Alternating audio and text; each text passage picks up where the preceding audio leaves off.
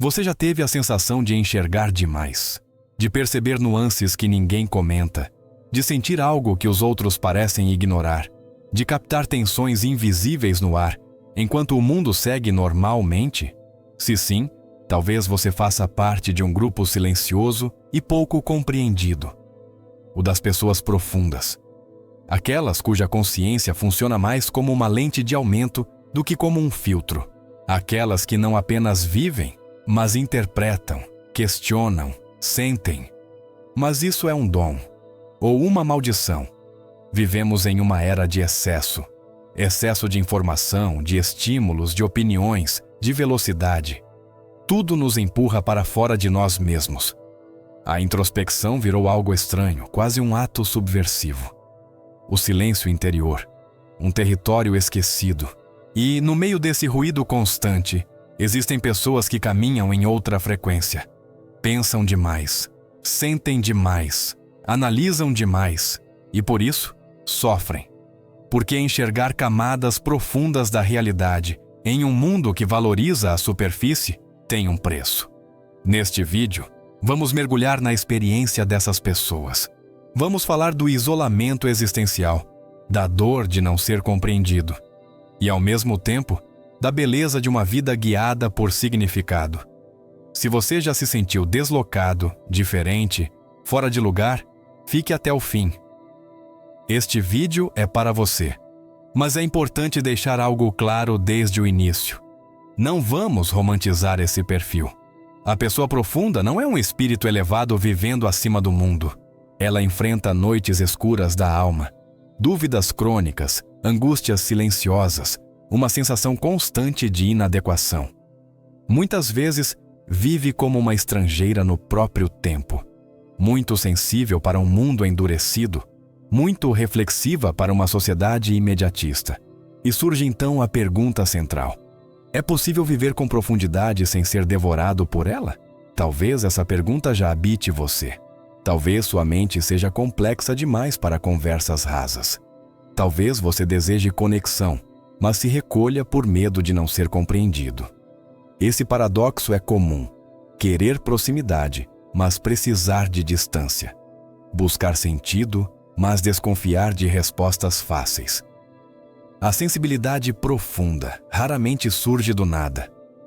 Ela costuma ter raízes antigas, muitas vezes na infância.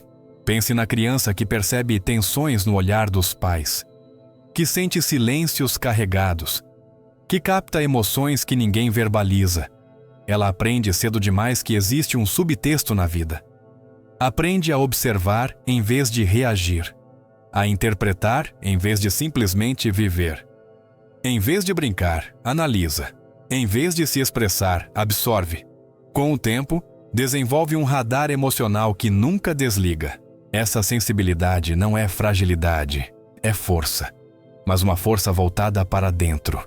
O mundo externo passa a ser vivido em alta voltagem.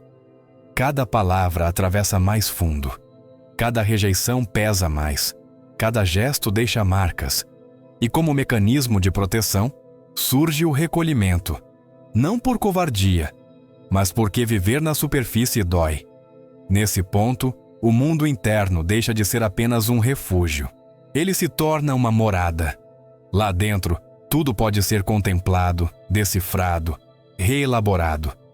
A mente vira uma biblioteca infinita, um teatro de pensamentos, um espaço estético de reflexão. É belo, mas também é solitário, porque o mundo moderno vive em um ritmo oposto. Ele exige velocidade, produtividade, performance. A introspecção parece um defeito, a pausa, uma falha. Por isso, pessoas profundas frequentemente se sentem deslocadas. São vistas como complicadas, intensas, sérias demais. Preferem observar a disputar atenção. Fogem de ambientes barulhentos e conversas vazias. Carregam perguntas filosóficas enquanto o mundo opera no automático. E aqui surge o grande paradoxo. Elas desejam se conectar profundamente, mas se retraem para não se ferir. Querem ser vistas, mas temem não ser compreendidas. Virginia Woolf descreveu isso como o privilégio terrível da lucidez. Pensar demais é como ter a pele fina demais. Tudo toca, tudo fere. Por isso, o quarto silencioso, a escrita, a solidão criativa tornam-se territórios de sobrevivência. Mas viver apenas no mundo interno também tem um custo. O pensamento pode virar prisão. O espelho pode deformar. Começamos a projetar intenções que não existem, a criar narrativas densas sobre situações simples. O mundo se transforma em um palco de angústias. Schopenhauer acreditava que quanto mais lúcido alguém se torna, mais inevitável é o sofrimento. A ignorância protege. A consciência expõe. Quem vê demais não consegue desver. Então surge a pergunta decisiva: como manter a sensibilidade sem cair no sofrimento crônico? Talvez a resposta esteja no uso que fazemos do mundo interno. Quando ele vira fuga, isola. Quando vira criação, transforma. Fernando Pessoa fez da angústia um campo fértil para a poesia. Emily Dickinson, reclusa, escreveu versos que atravessam séculos. Ambos mergulharam fundo, mas voltaram com algo. O segredo pode estar aí. Usar a introspecção como ferramenta, não como prisão. Mas isso exige coragem. Porque quanto mais sensível você é, mais difícil é encontrar quem acompanhe sua profundidade. Estar sozinho não é o mesmo que se sentir só. Para pessoas profundas, a solidão mais dolorosa é psíquica. É não ter com quem dividir o que realmente se sente. É estar cercado de pessoas e ainda assim sentir-se invisível. Com o tempo, muitos aprendem a usar máscaras, uma para o trabalho, outra para a família, outra para os amigos.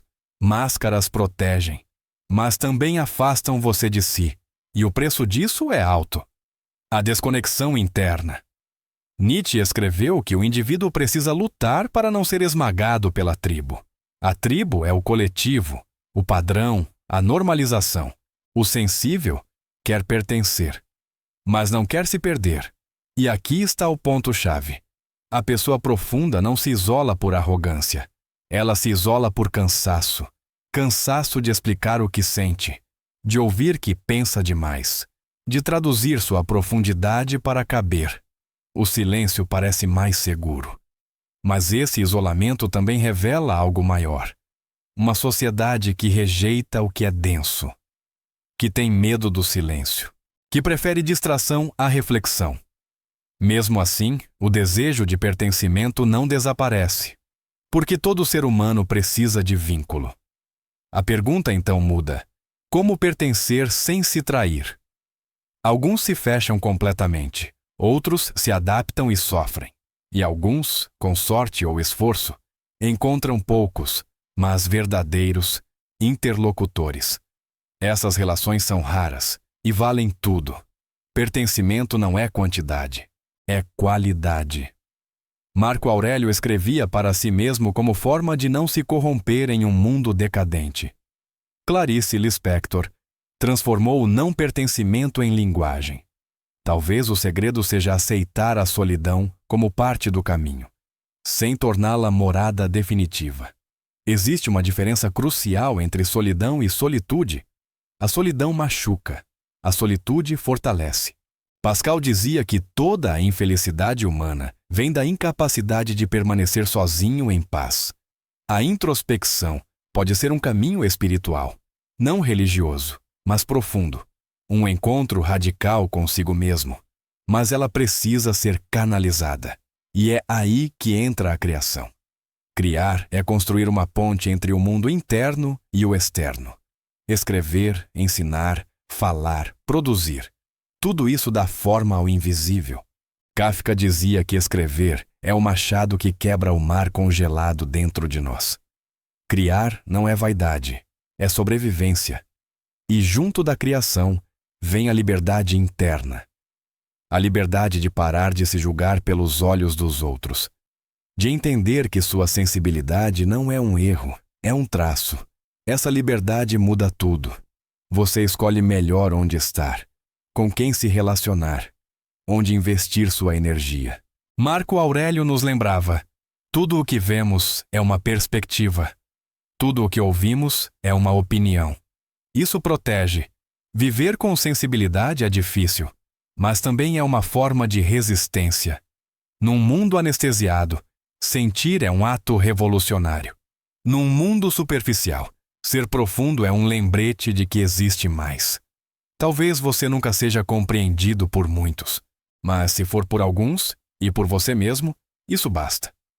Voltamos então à pergunta inicial. É possível viver com profundidade sem ser devorado por ela? A resposta talvez seja um sim, cheio de nuance. Um sim que reconhece o preço, mas honra o caminho.